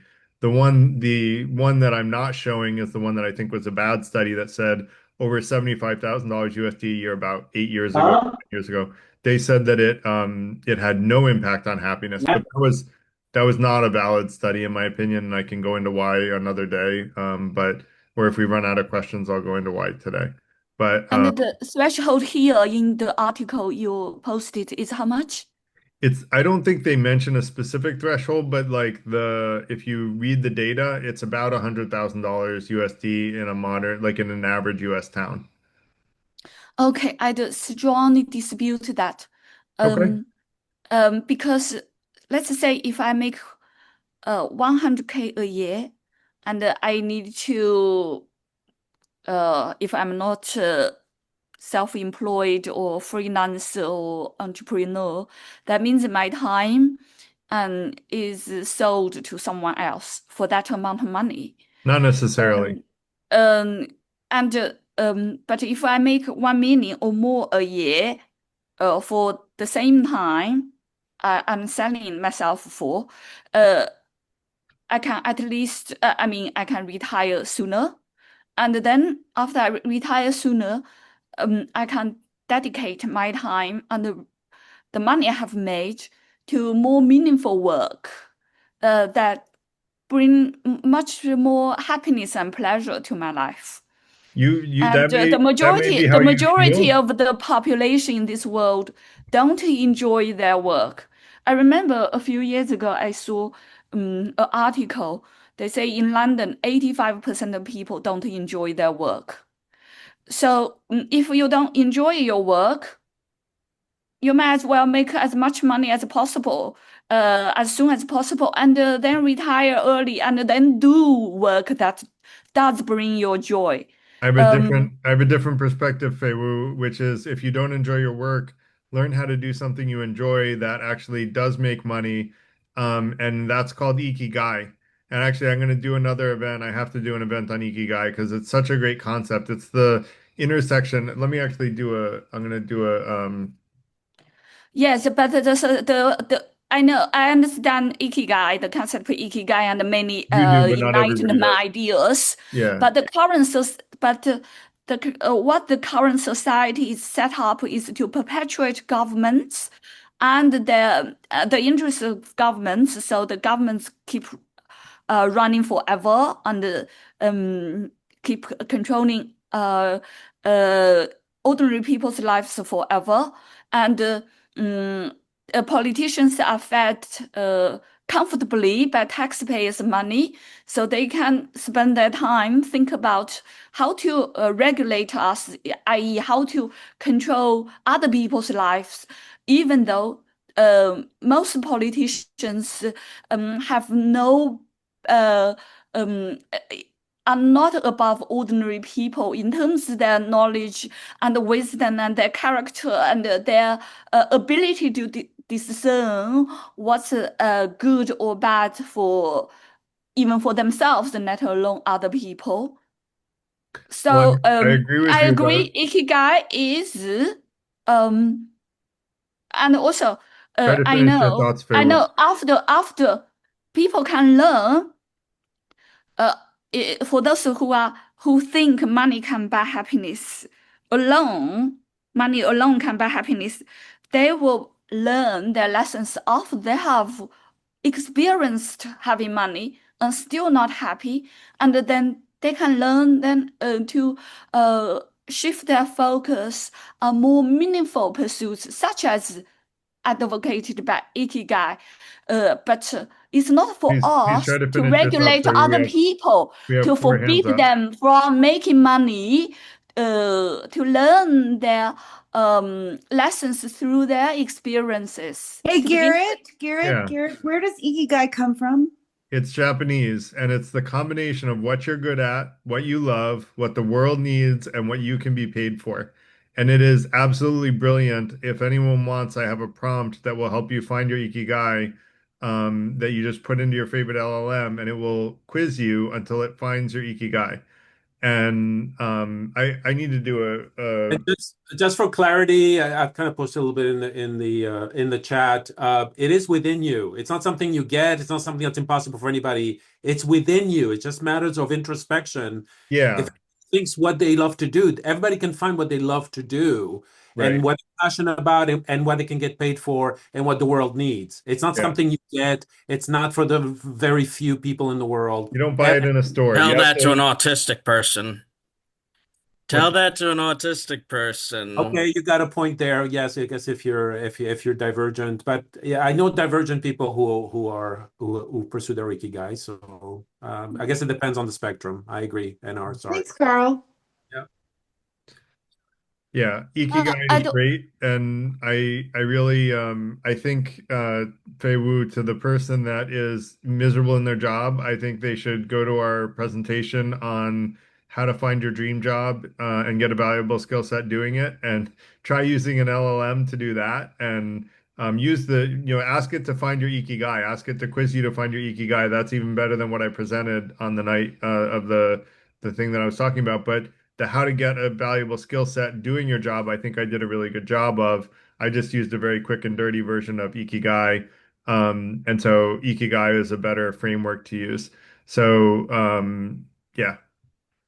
Garrett, I have Yeah. another point. Yeah. This universal income, basic income concept becomes popular because people think AI will cause job loss, which I disagree Yeah. because industrial revolution Fei Wu, actually I created really, more jobs. I want you to raise your hand again because this is a new subject and we want to do one subject per hand raise, if you could. I agree with your point, but yeah, let's come back to it. So Paul, go ahead. All right. You said something about your goal is $100,000 of guaranteed income first for United States and then for the world. Did I hear that correctly? I'm just saying for the world, period, and not of guaranteed income, but of like income doing your Ikigai, basically. If you do your Ikigai, you should make $100,000 USD a year in purchasing power parity in the average US town. All right. So let me first point out that trying to level the playing field. Now I'm going to assume that 100,000, if it takes 100 years to accomplish, that 100,000 will carry forward in real dollars to the year 21, It 25. would need to be inflation adjusted. All right. Well, that's it's never going to happen, but I'll explain why. So all attempts to level the playing field to that extent have ended in horrible, bloody failure. And I'm of course talking about all the socialist and communist revolutions of the 20th century. That is an extreme elevation of the working class. Societies that are successful do have an underclass. They do have a working underclass. Places like China and India, it's very clear who the working underclasses are. United States, we tend to use illegal immigrants as our working underclass. You're proposing we do away with that underclass. No. And well, if you raise the income of any worker doing what they want to do, Let me give you some $100,000. historical economics. So, the height of the Roman Empire, which was the most wealthy civilization of the time, the average income for a Roman citizen was in modern USD purchasing power parity about $500 per year.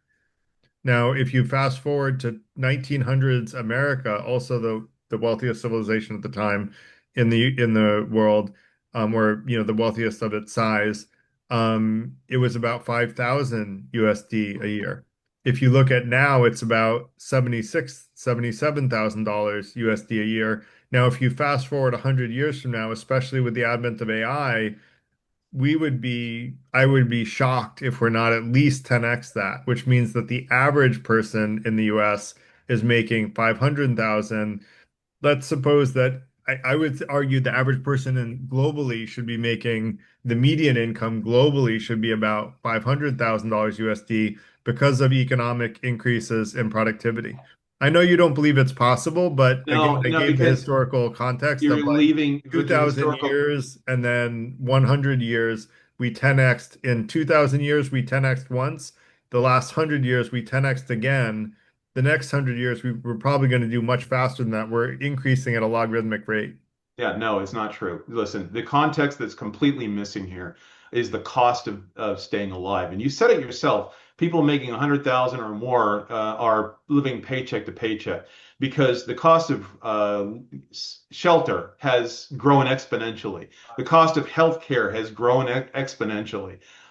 Somebody making the amount of money that you're talking about is barely scraping by in paying for the bills. So in that context, the dollar amount, even the adjusted dollar amount, doesn't matter. If you're making your $500 a year in Rome, you're a slave of a household, or you've got a land baron who you're farming for. I mean, again, context matters in the extreme here. So the proposal that you're making here, and let me tell you my experience, because I'm a blood-sucking landlord, okay? I know how these things work. If you give everybody in a certain area an extra $1,000 a month, the rents are going to go up by $1,000 a month. There's an old saying in my industry, and that all raises, all increases in income go straight to the landlord. And this is absolutely the way things work in the real world. If you give somebody money on a monthly basis to increase whatever their wages are, then they are going to say, well, hell, I'm not going to live in this ghetto. I'm going to upgrade. I'm going to move out to this nicer neighborhood. And the rents are going to go up, and the cost of real estate is going to go up. Well, And then try to finish your thoughts. all of a sudden, let me finish. All of a Yeah. sudden, this huge, massive expense in real property that we see today, which has no parallels before, especially in Rome, especially in 1950s America, is going to go up another level, is going to go up that by the same amount. So you can't simply give people money and expect that to be spent to improve a person's life. What's going to happen is, because we're extremely competitive, is everybody's going to spend that to improve their situation, which is going to drive inflation, which is going to, which is all the money's going to disappear into the hands of the rich once again. And this is exactly what we saw during COVID. COVID put my bankruptcy law office completely out of business. Okay. Nobody went bankrupt because everybody paid off all their bills with the COVID money, with unemployment, the never before seen levels of unemployment, the cash grants. Money was coming in from all over the place. Okay. And so all the bills were paid, everything. Please, What happened? Paul, we have What like happened? 7 hands up, Paul. What happened in 2021, 2022? Another giant jump in rents and real estate prices. This is what's going to happen under any scheme you have where you're handing out money. You're talking about a micro situation within the last decade. I'm talking about 1,000, 2,000 years of history, and we are on a logarithmic curve over 2,000 years, and the quality of life has drastically gone up. If you read about the quality of life in the Roman civilization, it was pretty horrible. In fact, if you look at medieval England, a king in medieval England lived worse than someone in poverty today. So, we have improved the life of everybody on earth, and it is possible, and it's going to continue to happen if we want it to. But if we continue down the path we are now, where, all of the economic benefit goes to the wealthy and only the wealthy, we're not going to get there. So that's going to be a question of whether or not we as citizens demand, generous capitalism as the future of capitalism. If people start generous capitalist businesses, we're going to see a much more even socioeconomic distribution, because generous capitalist businesses can destroy greedy capitalist businesses every day since Sunday. So that said, that was another topic for another night, and we have a lot of hands up. So I want to one more thing. Everything you mentioned is due to industrialization and technology. All the gains that we've seen are based on those two things. They have nothing to do with the amount of wages people earn per year. Hey, Garrett, Yeah. I was actually after Paul on my hands, but when I spoke about Ikigai, it took me out of Okay, go ahead. And I have to leave in 5 minutes anyway. I just wanted to very briefly, I wanted to mention two things in response to our last chat about trillionaires and motivation and compassionate capitalism. I want to bring two examples. One is and to me, it's all about this fairness aspect and not feeling like because you're a millionaire, you're above other people, which tends to happen psychologically, unfortunately. The CEO from this company, I forget, I think it was a credit card company, who paid everybody in his organization $70,000, including himself. So CEO all the way to the janitor made the same amount of money. So that's the one thing. The other thing too, I read this book, which basically talked about Trek economics from Star Trek. I know it was kind of like a fantasy, but it was a serious book about economics. And the point of that is the argument that people make for UBI, which is if you give people money, they're not going to be incentivized to create businesses and to make a lot of money for others and all that stuff, which is kind of what you were saying, Garrett. And the point of the book was that if in Star Trek there was no more money, right? There was no more scarcity. Basically, everything could be made. So what was driving people? And what was driving people when there was no money incentive was trying to solve humanity's problems, trying to create things, trying to solve things, trying to do better things for society. And what was driving the main motivation was status. In other words, like if you suddenly created the cure for cancer, you were the most famous person and you were treated accordingly, right? So there was still this sense of, more intelligent people, more talented people. Yes, there was still hierarchy, but that psychological toxic virus that we see from billionaires and the inequality is this idea of just want to keep making more and more and more money, and feel above other people and not really caring anymore about the poor. So I don't think that becoming a trillionaire or a billionaire is the answer. I don't think that that's the main motivation. And I think that if we paid everybody the same, it would actually radically change how we feel about others. So that was the only thing I wanted to say. And I got to log off. So thanks, Carl. Can't wait for the Ikigai one. Mm. Take care, everyone. Thanks. Zen, go ahead. Well, Paul covered a lot of it for me. Just with supply and demand, if you increase demand by giving people free money, then the prices are going to go up for the limited supply. So it's going to eat itself. I know I started working when minimum wage was $1.65 an hour, and I'm glad I didn't save that money because it'd be practically worthless today. If you'd invested it in the S&P 500, it'd be worth a lot more than. Yeah, but would it be?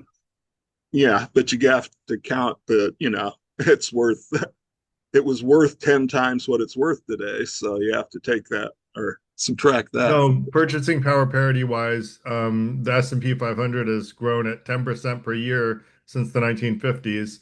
I don't think you're old enough to have been necessarily that much earlier in your working years than before the 1950s. So since the 1950s, you could have gotten a 10% return on investment for every dollar you saved, whereas inflation on average went up about 3% since then. So you would be minting money if you had saved that money in an S&P 500 index fund. Yeah. And in fact, I bought an ounce of gold in '89, and now it's worth 3,300 times. Yeah, that was a good buy. More than. Yeah. And the other issue was I remember, when I was trying to form a community back in the '80s and '90s, everybody, their ikigai was some glamorous job, but I couldn't find anybody whose ikigai was being the janitor, whose ikigai was doing the jobs that nobody wants. And if you don't have any, most people, if they had a basic income and they hate their job anyway, would not do their jobs. So you just don't have any motivation to do the nasty work if there's no motivation. Over. So I would encourage you to look at the technology change as the factor that you're not accounting for in your supply and demand curves, because, and Paul pointed that out rightly, is the thing that's changed since the Roman Empire is technology. And technology is drastically changing right now with AI. And so what that does is it creates a productivity improvement that gives more wealth to everybody. It creates an increase in the amount of effective wealth in the world. because of technology change. And that's what's changed since the Roman Empire, which is why the purchasing power parity and inflation adjusted numbers have gone up by 100x. And it's going to go up by another 100x probably in another next 100 years. And so at that point, like, unless we don't change our course, if we change our course and we go to generous capitalism, then all will be well and everybody will make $100,000 a year. If we keep with greedy capitalism and no one changes it, then, well, most likely if we go down that path, we won't even have humanity anymore. So let's not talk about that. So Sarah, go ahead. Don't mean to be all doom and gloom, but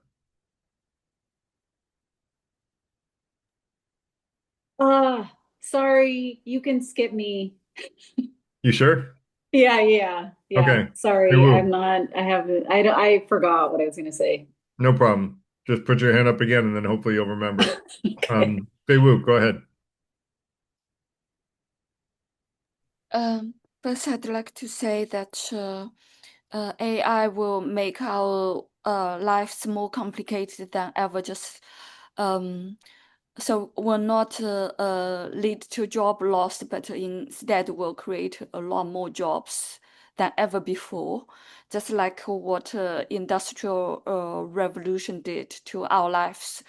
And secondly, I don't think this negative income or universal income model is gonna improve things. I think they will make our lives more complicated again by adding extra layers of bureaucracy and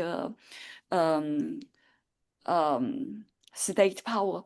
I think the solution to the majority of our problems today is direct democracy or semi-direct democracy.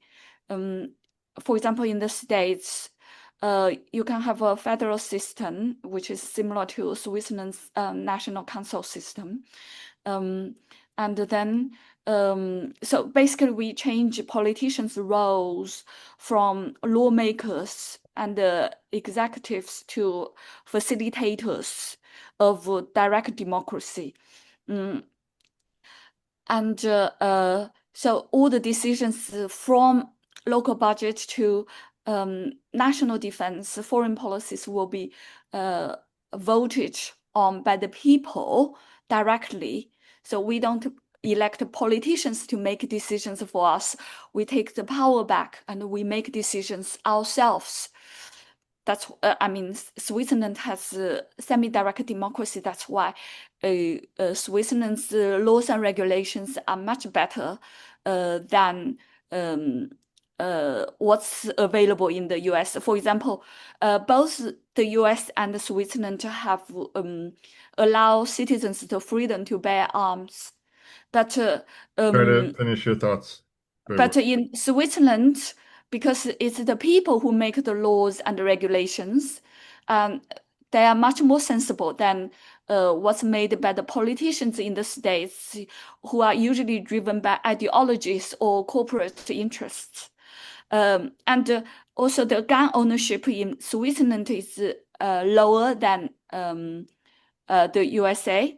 And the gun-related crimes are much lower than the rates. Also are much lower than in the States. Actually, they are lower than other European nations where we don't have freedom to bear Try to arms. finish your thoughts. It's all because Switzerland has semi-direct democracy in each of the every 26 cantons.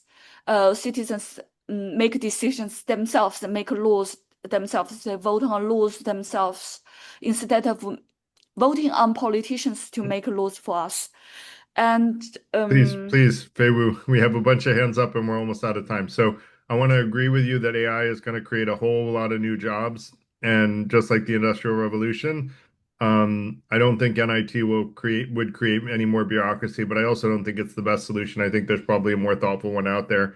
I just think it's much better than UBI.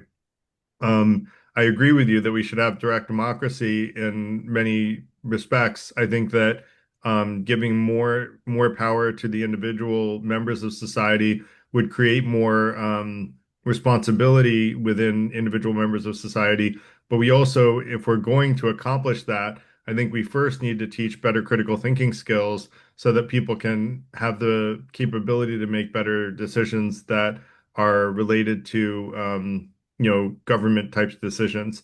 Now, mind you, I don't think it would be hard to get better than our current government. So it's not a high bar, but I do think we still have room to improve. Well, So I disagree on that. I think critical thinking abilities time, will please. will be uh, uh, I mean, if under direct democracy, then people have incentives to learn themselves. But under the representative system, they don't have incentives to learn critical thinking abilities because they can just let others to make decisions for them. no one's gonna forego And I want critical to thinking argue and the make reason. $14,000 a year. Pardon? We really do have four hands up, and JG hasn't gone yet. So, Carrie, if you don't mind, if I jump in ahead of you, I'm going to do that. Go ahead, JG. Hi, thank you. Thank you, Garrett, and everyone else. I'll try to be brief. First of all, I'd like to point out we are all domesticated primates. The nature of our beings on this planet is highly constrained and shaped by the biology, psychology that arise out of our physical organisms. I want to completely agree with the gentleman who described himself as a blood-sucking landlord, that we are at a point where UBI or NIT is a practical option because of industry and technology. Without that, we'd still be in conditions of real scarcity. But given where we are today, I consider that much of the world is in economic conditions of artificial scarcity, and that's the main reason why I think that UBI or an NIT is an absolutely critical and highly effective policy that should be adopted as soon as possible, to whatever extent is practical. The last point I'd like to throw out there is that one interesting metric of the state of industrial or technological availability for anyone is the average number of kilowatt hours or energy available for or used by people at large. And that number is relatively high in countries with cold climates. But basically, if you compare, how many kilowatt hours do you have per day in the form of food, goods delivered to you, electrical consumption, and so on, it's vastly more than the conditions of the Roman Empire or pretty much any other time in human history beyond the last 150 years. So that's my 2 cents, and I thank everyone for their participation. Thank you as well. And as far as us being biological beings, sure, we're biological beings, but out of curiosity, are you a determinist? Absolutely. I am a Spinozist determinist. Okay, so I would recommend you go check out our YouTube video on free will, and you may enjoy that. I think I have a pretty good argument that determinism is not an accurate depiction of the world, but that's a philosophical thing. All the rest I agree with you on. All right. Agree that we should get NIT. Oh, no, I think that being a determinist, by the way, this is obviously a whole long discussion, but being a determinist is not inconsistent with an experience of freedom. I mean, the Kantian sense of the thing itself, or No, I other understand. perspectives on the I know nature the of freedom arguments. is okay. Yeah, I know the arguments. I think they're inaccurate. I think we literally have libertarian free will, and I know that's a bold claim, but watch the argument and then come into our Discord community, which you can find on our website, and I would love to discuss it with you there. Great, thanks. Yep. Carrie, go ahead. Okay, I just wanted to say to Zen really quick, the best job I ever had was a stable hand at a horse jumping facility. I know. Oh, sorry. And I fully plan on going back and doing that for free once I retire. So I would absolutely do that for $100,000 a year. My question, Garrett, for you is I think the issue between you and Paul really comes down to environmental footprint and resource overshoot, right? And what I'm wondering is how we determine what the optimum global population is for sustainability, given technology. But I mean, there's a certain amount, you can only grow so many trees so quickly. Oil will only last so long. There are options, but not an infinite amount of options. So what are your thoughts on that? You know, if you have 8 billion people versus if you have 20 billion people, that's an incredibly more complicated task to try to manage at higher income levels. So I am not really a fan of regulating population. What's been shown is that when countries get wealthier, they get below replacement rates. So the population rate will take care of itself as long as people make enough money. And so I would argue we should focus on making sure everybody makes enough money. And if we do that, the population rates will take care of themselves. Cool. Thank you. Yep. Paul. It's my turn. Yeah, go ahead. All right. There's a bunch of assumptions here that are being floated, and I need to oppose most of them. It was mentioned that UBI, it was mentioned that there's artificial scarcity, which drives up the cost of housing. Increasing income by a guaranteed amount is not going to change that. Artificial scarcity is artificial scarcity. In California, it's a moratorium on building, not in my backyard, that's been enforced in the state of California forever. UBI, it's not going to change that at all. Technological improvements throughout history were used to make the productivity of an individual worker expand exponentially. You have one worker using a tool, making so much per day. You give him a better tool, he makes more per day, so on and so forth. AI is not going to do that. AI is fundamentally different from all other technological advancements in human history in that AI is not amplifying the efforts of a human being. AI is replacing the human being. AI is being substituted in for the worker. It's eliminating the worker. There will be no jobs to replace AI unless you're talking a factor of 1 to 100 possibly, 1 to 1,000 possibly. Who knows? You may have AI supervising AI eventually, and the humans will be out of the equation completely. This is not something humanity has ever seen before. This is a human being. I mean, let's take the simplest case, like a call center worker. This is a human being fired forever and being replaced by a computer who can do the job better, who can do the job for 24 hours a day, who doesn't have to be paid anything other than a marginal amount of cost for the electricity and the technology.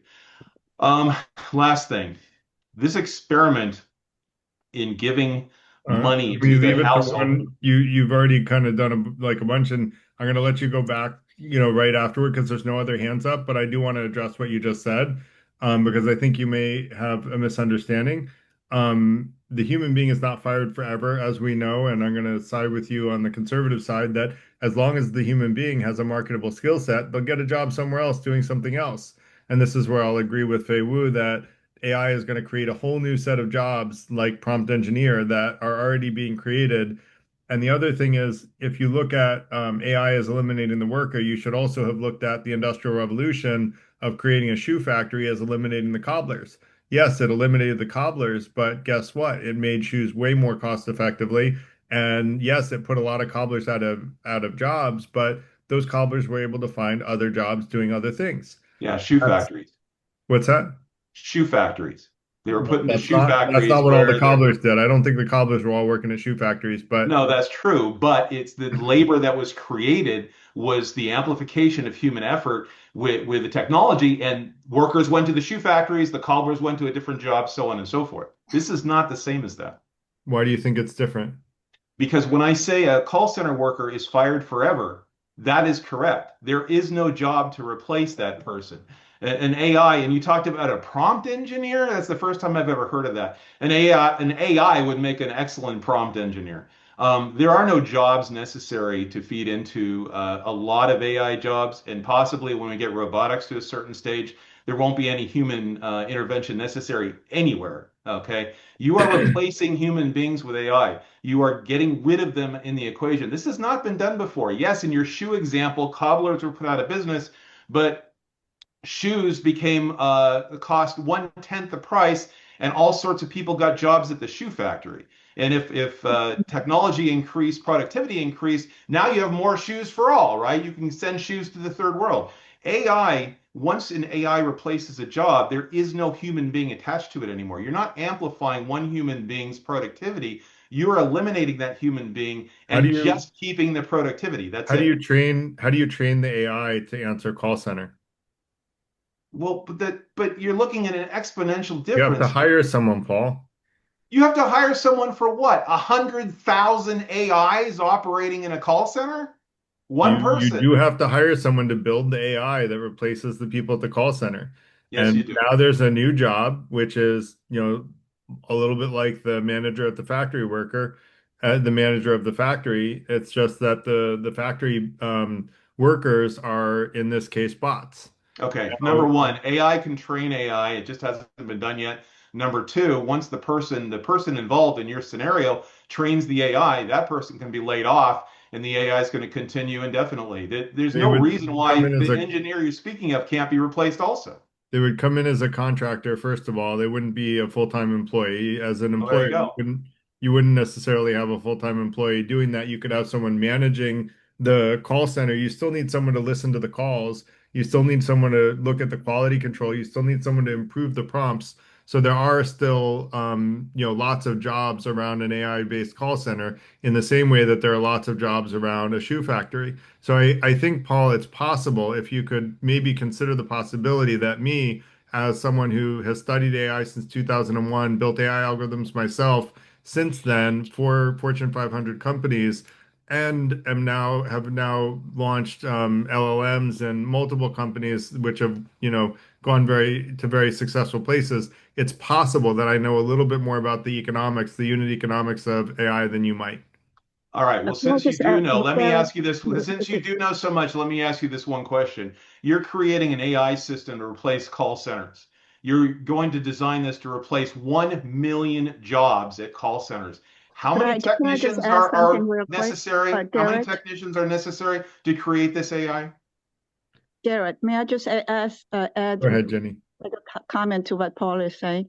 Yeah. What about if I've been experiencing this for years. I don't like to talk to a computer AI when I call a call center for whatever complaints, problems I'm having with whatever, with cell phone, whatever. And so how about somebody like me and with others who are just as unhappy, who are used to talking to a person when they call? How about we start complaining, saying You're we want not a person, you're we don't not want to going to talk to a know. machine. And not much time from now, you're not going to know it's not a human being. Oh, yeah, I do. I do. Well, you Yeah. won't. You won't in a couple of years. It's almost that technology is almost there Yeah, now. he's right. But He's right, Ginny. In a couple of years, you're not going to know. I'm probably not going to know in a couple of years. It's Can I put my 2 cents in? Sure, go ahead. I'm just thinking like, okay, in what you're saying, okay, before we had cobblers, which maybe say 1,000 cobblers, then we went to factories, which only needed like 100 humans, and now we have AI. It might only need 10 humans, but the problem is the population has increased so much that we're going to need even more jobs, and what we're doing is lessening the jobs when it comes to No. AI. So we're not actually lessening the number of jobs. We're increasing the number of jobs. If you look at the jobs report in the US, I did this maybe a year or two ago on immigration. Well, there are so many open jobs. There are millions of open jobs, so many millions of open jobs that even if every unemployed American was actually suitable to fill one of those jobs, there would still be 2 or 3 million open jobs that employers simply can't fill in the US.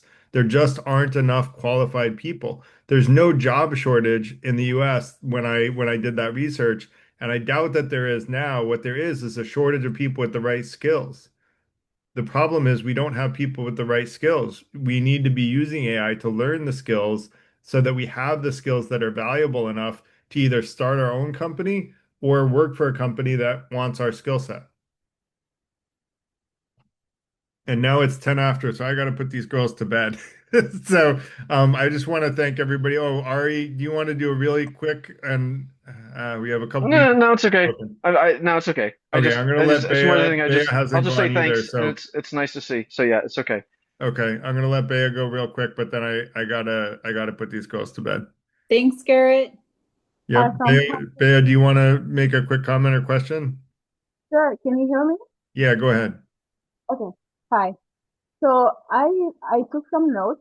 I'll be quick. I'm in Canada and I'm a project manager in IT and I love AI. I use AI a lot. And I heard of people saying that it's not expensive to train AI. It's very expensive. So if you're using natural resources, AI needs clear water, good water to be trained. That's very expensive. And also another thing I heard was AI will replace people. It will reduce the workforce and the people, we need people to train AI. So the people who are adapting quickly will be the ones training AI. Now, if you don't want to join the club, I don't know what's going to happen to you, but you will have issues. Now, the other thing is, I'm in Canada. Like I said, Canada is the second biggest country on the planet. And you should look at Canada's population. We have less than 42 million people. So there's space. We could have people in Canada, but we just need to work on the infrastructure. So I just wanted to kind of jump in on that because I know that we're talking about making sure that everybody has enough to survive. I do not think that will work because if you have a huge condo where your basic monthly basic income, sorry, expenses are very high, I don't think that universal salary thing will work for you. So it really depends. And also, the more money you give people, the more they'll get creative to spend money. Suddenly, they have new needs, new hobbies that they want to spend. So I think we need to train people, to educate people on how to use money to adapt instead of just giving them more money. So if anyone wants to check IMF, how they're going around and giving loans to countries that cannot manage themselves. Check it out. I'm in IT, and I can tell you, I am affected by all the layoffs and things that are going on in with AI. Thank you. Thanks, Bea. So it is difficult to train AI, but you train AI once, and then there's training the LLM, which is difficult, and then there's training your individual instance of an LLM, which is pretty easy and not as intensive. So there's different levels of training. But I will say that the productivity increase is so much bigger than any of the resources going into training it that, the training level of effort doesn't bother me. As far as training people to use money, I agree wholeheartedly. I think we need to train people to use money more effectively. And that's part of what we do as the FTI. That's why I had a savings and investment course that I gave or a lecture that I gave, because I think it's super important. In fact, I've done it twice. And I have to do it a third time because I have new and improved savings and investment advice that I've learned since the last one. So we do need to teach people how to use money more effectively. And with that, I want to kind of thank everybody for your thoughts, your opinions, for your attention, for each other, as well as for me. And I hope to see you guys next week. I don't remember what next week is, but I'm sure it'll be interesting. At least we'll try to make sure that it is. And hope to see you guys back next week.